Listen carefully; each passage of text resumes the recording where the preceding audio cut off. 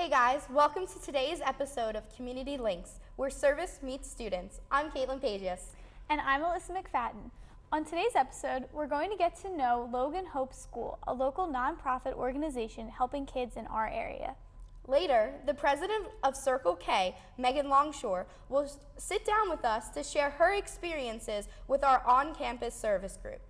Without further ado, we're here with Ken McBain and Rondea Woodbury to talk about their Logan Hope experience and how they spread the message of the importance of education.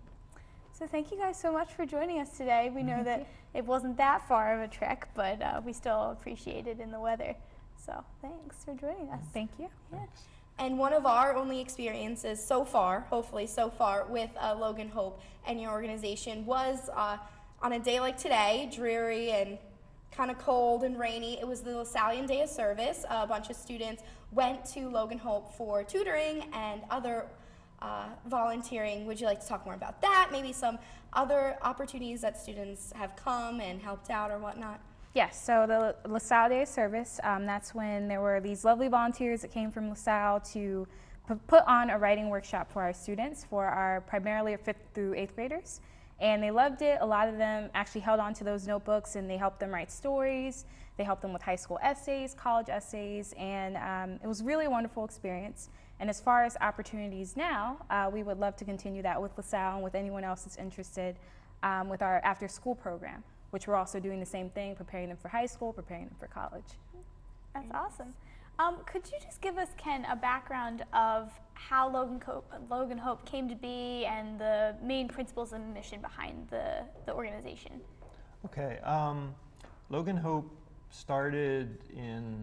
the school started in 2002, kind of as an outgrowth of work we'd been doing in the community, my wife and I, and we had been doing things on the edges, kind of after school tutoring and summer camp and some small groups and things with middle school kids, but we were still seeing kids really struggling in school and struggling in other areas of their lives and families. So we hadn't really had much of a background in education, so starting a school was a really large, crazy endeavor at that point. Idea. Yeah, so we started with 17 students. We have 91 in K-8 now. Wow. So the mission is really, it's a Christ-centered K-8 school to provide holistic and rigorous education to underserved students in the Logan neighborhood of Philadelphia. So we're in the neighborhood. It's mostly kids walking to school. It's very much a neighborhood school, but we want to be much more involved with families and with other issues and with everything, kind of much more than just kids coming to a school and then going home. Yeah, no, that makes a lot of sense. I mean, with 91 kids in a school, you must have a lot of personalized attention and making sure that kids can get through their academics in the best way that's suitable for them and their different levels. I'm sure you have a bunch of different kids on different levels in that age group, but right, and it's very much committed to being a small school and to being small classes of about 10, and using that advantage of having the small classes and to really be able to do much more to get the kids ready for high school and beyond than we could if we were in a typical school setting. Bigger school, yeah. So you said that you founded the school with your wife, and that was kind of your project, I guess. What did you do before that brought you to that point? How did you get involved with the other summer projects that you were talking about? We were part of a church in the suburbs that had a group of folks move to this neighborhood and another neighborhood to work with ethnic churches to help them do what they wanted to do. But from that, we had all these relationships with families and kids in the neighborhood who weren't necessarily involved with the churches. So it was sort of things that developed as a result from knowing a whole lot of kids that were just sort of wandering around with nothing to do, in the summers or at night and things like that. So yeah. Oh, that's really great. And this is your first year, Rondea, Yes. right? So can you tell us a little bit about your job and your what you do for Logan Hope, as well as how you found it and how you got involved? So I actually came in contact with Logan Hope through Ken and Anita, who both attend the church that I attend. Okay. And they actually posted it in the church bulletin, and I was looking for a job that was aligned with things that I felt like I was called to do. And it just so happened that I was called to this place, and I felt very called to this place. So I interviewed, got the job. And as far as what I do day to day, is I work with the 7th and 8th graders, helping them with the high school application process, which can be very, very stressful. So helping them, trying to make that an ease for them.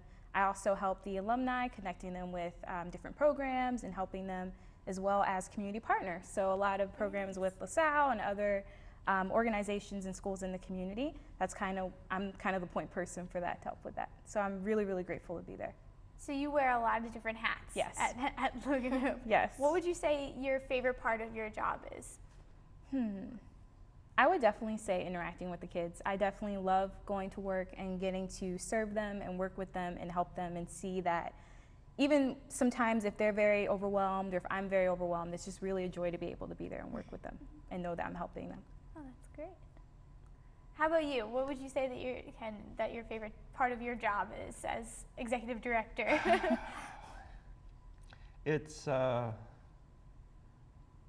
mean, I think my job is kind of to facilitate everybody else to sort of be free to do ideally what they want to do and do it well. You know, I mean, I think that's involved stepping back from a lot of the individual student things. I mean, I think I'm very connected to our staff and to families in the neighborhood and to sort of speaking and connecting with other organizations and people. But I don't know. I like, you know, we're in the neighborhood. We live across the street. We're very much more connected to community and stuff in the neighborhood than we would be if we were almost in any other setting.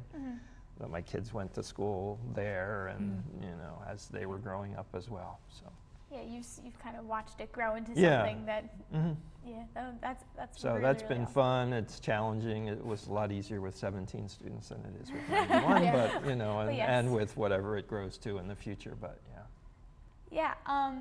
Something else that we had been talking about earlier was Caitlin mentioned at the beginning the involvement with LaSalle and specifically how LaSalle students can get involved, because we know that we had the connection with LaSalle Day of Service, but in the future, how can students reach out to you and get involved with your organization? Well, I would say definitely if they're interested in, even if they just want teaching experience or student teaching opportunities, we have that available. If they want to come and observe, they're welcome to do that. I know as far as needs, definitely after school. We would love to have some more students come and help with the after school program. We also have opportunities for projects in the school. We have a building in Ruscombe, right on the corner, or kind of off the corner. But it's an old apartment building, and we're looking for people to kind of help out with that, maybe for in-service days where they just come in and whether it's painting or helping to clean and organize, we can just really use help with that as well. So there are definitely a lot of service opportunities to come.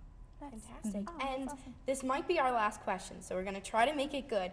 Working with kids, as you see everywhere, you hear it from your teachers, your parents, everything. It's very trying, it's hard, it comes with a lot of tasks, but it has to also be very rewarding. Kids are wonderful. We all were ones at one time, so we have to say they were wonderful. Do you have any experiences that really make you like say, this is why I do my job, this is why I wake up in the morning? Is there like one student who said something, or just really like kids can be inspiring, and is there anything that really sticks out? There was a guy stopped by last week, and he had been someone we worked with when we first came to the city 25 years ago doing youth work and things. And he didn't realize we had a school, but he just stopped by to say, yeah, you know, I want what I had back then, even without the school kind of, and I have 4 kids and I'd like to bring them in the summer and you know, to have some of the same impact of being connected and just being able to grow up in a group of folks. So that was kind of, you know, and he was from a family that went through a lot of trials in Cambodia before they came here, so it was, you know, we were always sort of grateful that for some reason parents were willing to just share their kids with us. You know, new people came to the neighborhood at that point and things, so that's sort of, we have a lot of parents of kids in our school who were in that kind of category where we knew them when they were teenagers before we had a school, and now they're sending their kids to the school. So kind of rewarding to be able to see that next generation see the really take off in generations. ways that we couldn't help the previous generation as well. Absolutely. Oh, Yeah. that's really And they great. can see firsthand and tell their children who are now students how the organization has grown and how they knew you or they knew other faculty members or anything, and just say like they can see how it Right. inspired their parents and how it can help them, and it's more of like a family school than just going to school. It's Yes. Oh, very that's awesome. meaningful.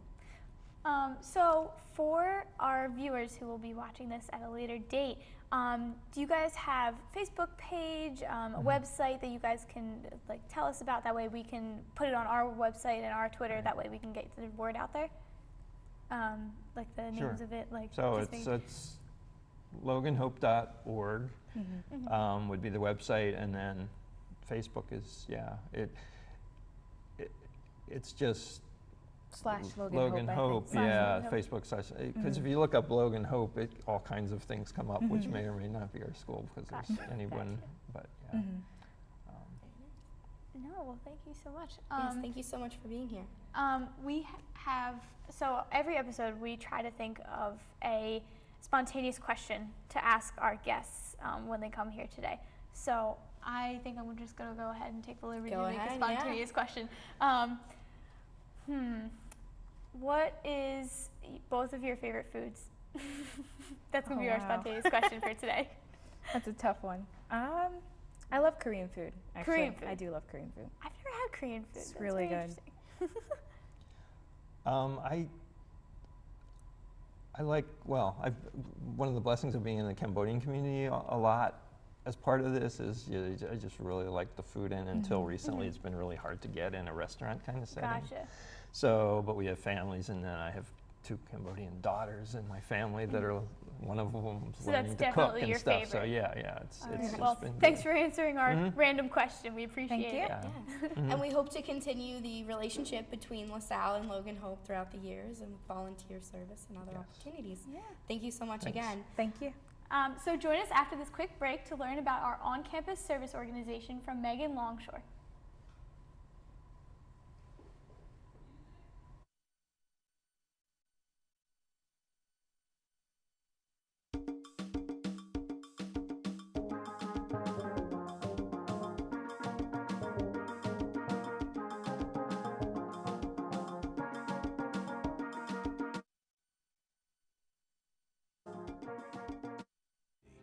A covenant that split the skies over Berlin. A vow that captured Iwo Jima. A promise was made. A solemn oath that liberated Seoul. A sacred trust that defended Quezon. A pact that dug in Da Nang. A contract that weathered Tet. A promise was made. A pledge that stormed the desert in Iraq. A bond that patrolled door to door in Fallujah. An IOU that braved IEDs in Kandahar. A promise was made to America's veterans. A promise we all must keep. DAV fights for all veterans and their families so they get the health care, financial benefits, and support they earned. If you're a veteran who needs help or you'd like to help us keep the promise, visit DAV.org.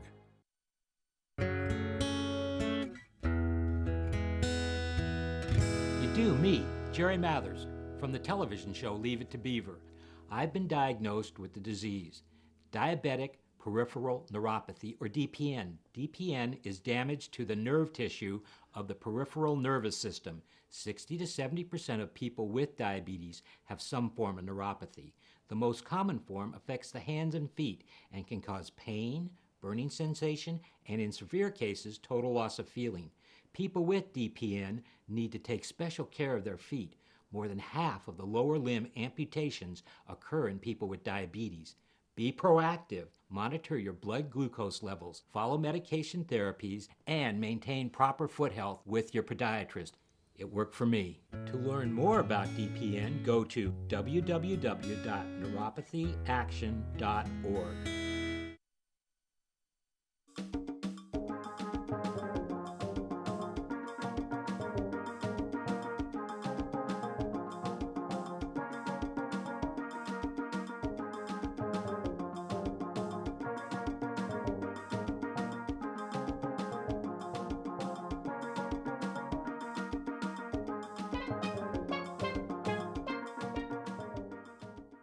we're back with Community Links, the show that brings service to you. We're here with Circle K President Megan Longshore to learn more about her student group and how they interact with our campus and our community. Well, welcome. It's great to have you here. I know a few members from Circle K. They span all over and they all talk about different events that they do, so it's great to finally meet the president. Thank you. It's such an honor to have you here. So Circle K, it's international, and can you tell us a little more about like the basics of it?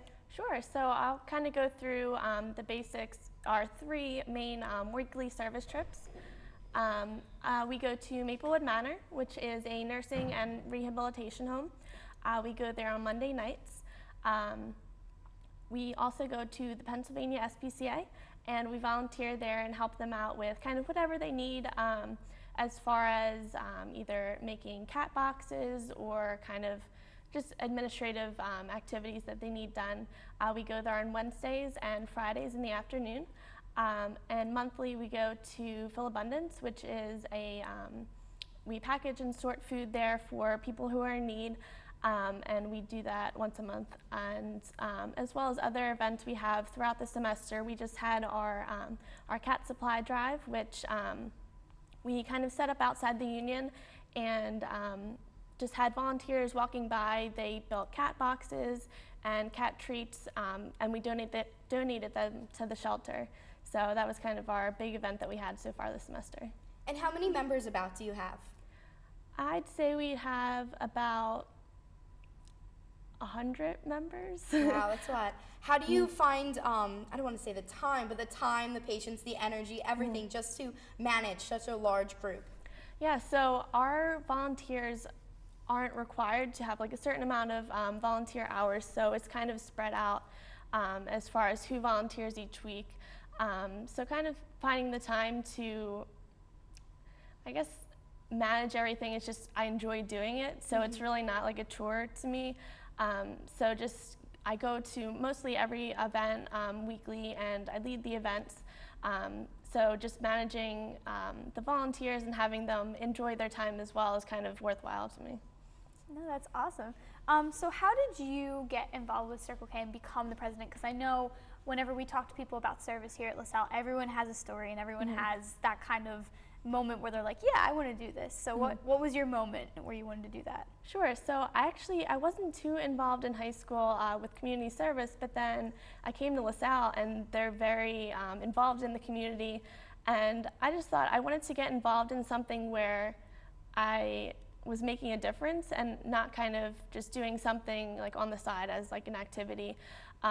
So freshman year, I wanted to get involved, and I loved animals, so I knew that they went to the SPCA animal shelter, so I got involved that way, and I also wanted a leadership position, so I kind of asked them like what was available, and I was a marketing major at the time, and I became the social chair, so that's kind of like how I started out. And then from there, I kind of wanted to get even more involved, so that's how I kind of moved my way up to president. Is this your first year of being president? I was president last year as well. Okay. For the first semester. Second semester I was on co-op, so I wasn't in school. So I'm kind of doing the next bit of presidency in this semester. Very nice, but you absolutely know what you're doing. You've done it before and everything. Do you, I mean, it's hard to pick a favorite, I'm sure, but I'm guessing it's the PSPCA, but do you have a favorite service event, or do you have a favorite piece of each? Sure, so I would say I have a favorite piece of each of them. I obviously have a fonder experience with the animal shelter, but going to Maplewood Manor, it's really great seeing, it's the same residents that come each month. We play bingo on Monday nights, so just seeing them, they're always sitting outside waiting for us, and they're always like, oh great, I'm glad to see you. So it's really nice, and that they really enjoy that time with us and kind of get that, I guess, experience with younger children, because their families might not visit them, or they might not have other interactions besides that. So I think that as far as Maplewood Manor, the SPCA, they basically are managed by volunteers, so they really need help to kind of manage everything, facilitate the whole organization. So that, I guess, aspect of it. And then Fill Abundance is really great because we all get to interact, and kind of it's very, very active, and we're either packaging or sorting everything. So that's kind of my favorite part of that, kind of getting involved in that way. So yeah, I would say that. Yeah. So what would you say to a freshman or sophomore, junior even, who's trying to decide where to get involved at LaSalle, where they want to make an impact? How would you convince them to come and join Circle K?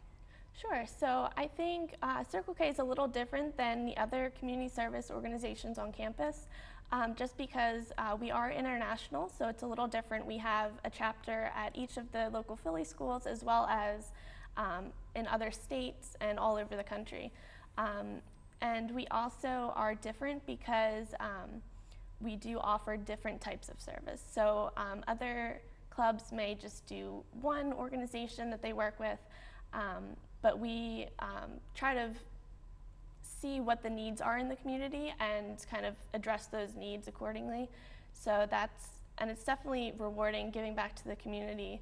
So that's kind of my little pitch. Spiel. Yep. No, that's awesome though. I think coming into LaSalle, you're kind of bombarded with all these service opportunities, which is really a good thing if you think about it, because there's so many different options for everyone out there. And I know that me coming in, that was the first thing that I thought about was, oh, they're going to see animals. Like, you don't see animals on college campuses. So I feel like that's a huge draw for a lot of the students who choose to come and be a part of your organization. And for those who they can't find the time, or they just don't feel comfortable maybe leaving campus right off the bat, I know you mentioned the cat box making, and for that or that type of service, do you have any other ideas in mind where you want to get more involved, like directly on campus, or maybe tabling for fundraising or anything like that? Do you have more involvement with that? Sure. So we do have other options available. Like I said, we have the cat drive, and members can get involved in. We're currently going to be working on a Ronald McDonald fundraiser. So with the caps on like soda cans, we're going to be collecting those. So people to get involved, we're going to kind of put together a committee to kind of organize that whole fundraiser to collect those. So there's different activities that will be going on that we're currently planning right now. So those will be available, and not just going on the weekly service trips. Yeah. That's nice too, because the students who maybe missed the opportunity to sign up for Circle K, I'm sure you're always accepting emails or phone numbers to get them on the list. But that's a nice way for them to say, hey, like, I gave back, I did some service, and it doesn't require like a large amount of time or money or anything like that. Something else that I know that other people we've talked to is talked a lot about the community and the friendships that you make when you're doing service. Do you see that in Circle K as well? Like, it's the same group of people kind of getting together?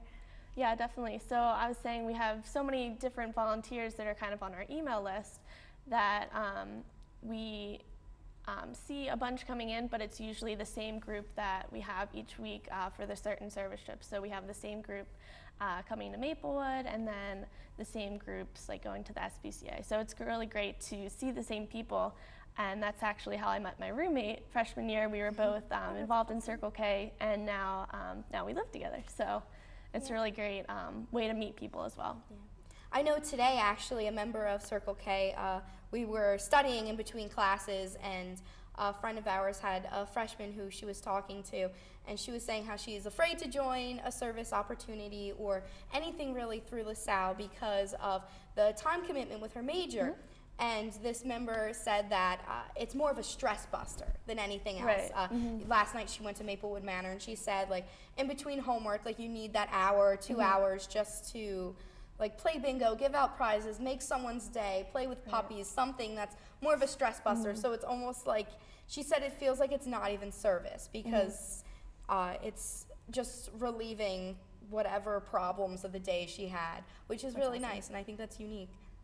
Great, thank you.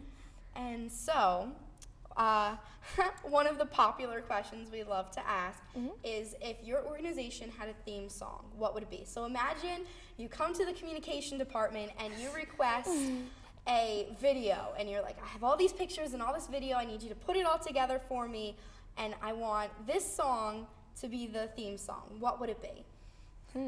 That's And We're why? kind of putting you on the spot right there. That is an interesting one. I don't know why I'm blanking. I know 0 songs right now. No, that tends to happen. I would say, I'll give you a genre. Okay, a genre. That would work. I would do a country song, just because when we do service, like you were saying, like we're so like it's a relaxing, like stress reliever. So I feel like it's like a relaxing genre, and it's kind of just like how we are, just Just laid back. yeah. So Like on those, living in a country song. on those van rides to PSPCA or Maplewood Manor and Phil Abundance, you turn to the country stations. Yes, I mean I usually control it, and I love country. So yeah, that would be on. Well, as president, you definitely have the right to choose the song that represents your organization. Well, thank you so much for coming in today. We love getting to talk to students and having, I don't know, the ability to tell everyone else at LaSalle how great we think that our service is here. So thank you so much for coming thank in you for today. having me. Yeah, no, definitely. Yeah, and you're a senior this year, right? Yes. Okay, so are you going to come back and visit Circle K, or maybe continue some of these practices that you've learned in the future? Yeah, I would definitely like to know what's going on afterwards, and kind of follow them on Facebook and kind of see the pictures of like the service that they're doing without me. No, that's awesome. So it'll be bittersweet graduating, but I know that we have a great leadership that will be coming up, and they'll be able to kind of carry on the tradition. Oh, that's awesome. Fantastic. Thank you so much. If you have any questions about how to contact us, you can visit our website at lasalle.edu/LaSalleTV, or follow us on Twitter at CL_LA_Salle, SALLE. You can also get more information about LaSalle service opportunities on UMass's website, studentaffairs.lasalle.edu/UMass. On behalf of myself and everyone here in the studio, we hope you have a great day.